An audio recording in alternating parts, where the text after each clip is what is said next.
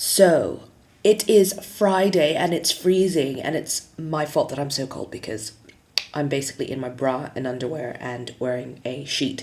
But this week we are talking about dads and how they've perhaps affected us, or where they've stood in our self-acceptance journey. My dad has he was never very quick to compliment me on my looks. I remember as a child, or well, not as a child, but as a teenager, always hearing him say to my sisters, "Oh, you guys look so nice today," or even to my younger sister, we all went to boarding school, and on the last year of school, we have a father-daughter dinner where you get quite dressed up. You wear a really, really, cocktail dress, and you sit there with your dad, and I remember my two older sisters going, twins.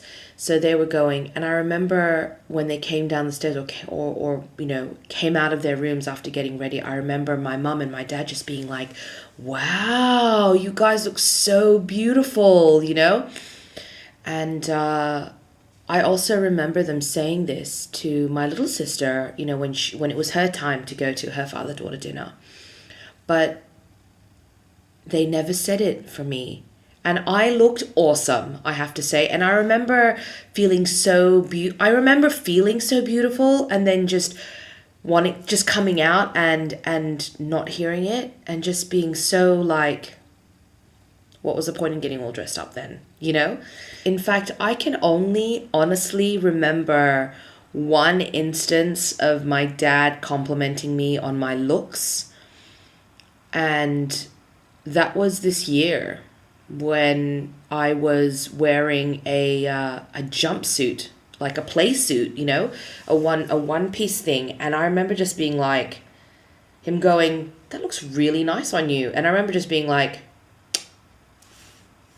"Sorry, you talking to me?" Like getting that feeling like, "What? Did I hear you correctly?"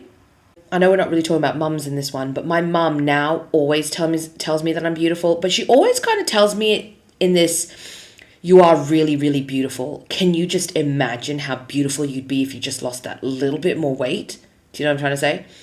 But I'm not interested in hearing my parents tell me that I'm beautiful, because I know that I'm beautiful now. Do you know what I mean? Like, I don't need it now. And I almost condemn, I know that sounds really mean, but I do. I almost condemn it when they say it now, because I kind of feel like, you know what? I don't need it now. I needed it when I was in that awkward phase in high school where I felt so ugly and so overlooked, and I was interested in so many boys and they were too busy looking at my best friends. That's when I needed it. That's when I needed validation from you, and I didn't get it. All I got was, well, from my dad, it was, "No, keep up the good work. Keep up the good work at school, and, keep playing that awesome song, keep playing guitar." And from my mum, it was, "Oh, Jen, you've got such a pretty face. Just lose a little bit of weight. Here, go on Herbalife and take 10 pills a day and have a shake for breakfast, lunch, and dinner. And then you'll be so beautiful. You'll be prettier than your sisters." That's what I got as a child. That's what I got as a teenager. In fact, that's what I got until I was about 25. And I just went, you know what? Fuck it. Fuck it. I needed to get that out before I get to the good stuff, because that's the stuff that made me who I am. Do you know what I'm trying to say? My dad is one of the most generous people that I know. He worked like a dog all his life to make a life for us, and it wasn't easy for him. And and I know that he didn't love his job, but he stayed with it. You know what I mean? And he worked at it for years, decades, like 3-4 decades, just to make something of himself and to make something of us. And I am so appreciative of that. I love it when we're all together in the same room, my 3 sisters, their partners, the kids, and then my mum and my dad, and just watching my dad kind of look at all of us and just think like, I was an integral part in this. And I love that. And I love watching his face kind of scan us all and just go, "This is my clan,"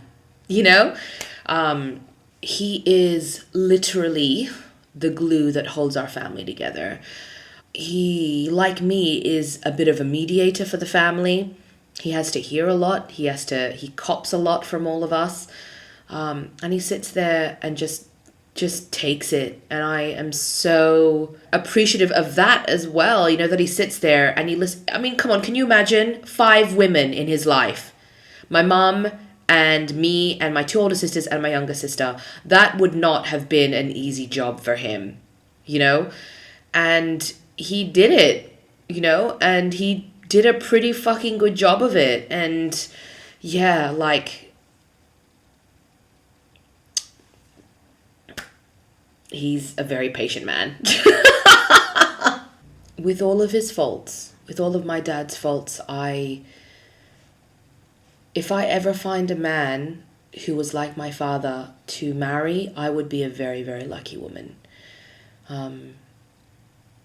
Because he is really someone that I think of when I think of a good man, a decent man, you know? Someone who cares and provides for his family and cops it all the fucking time and still just does it and just gets on with it and is proud of the work that he's done. There's nothing more awesome than someone who can look back on their day or on their week or on their year or their life and go, you know what? There were some really shit times there, but look at where I am now and look at what I have now, you know? And I love that about him. So, yeah, happy Father's Day. Happy belated Father's Day to all the fathers out there. Be good to your daughters. Be good to your sons. But be extra good to your daughters.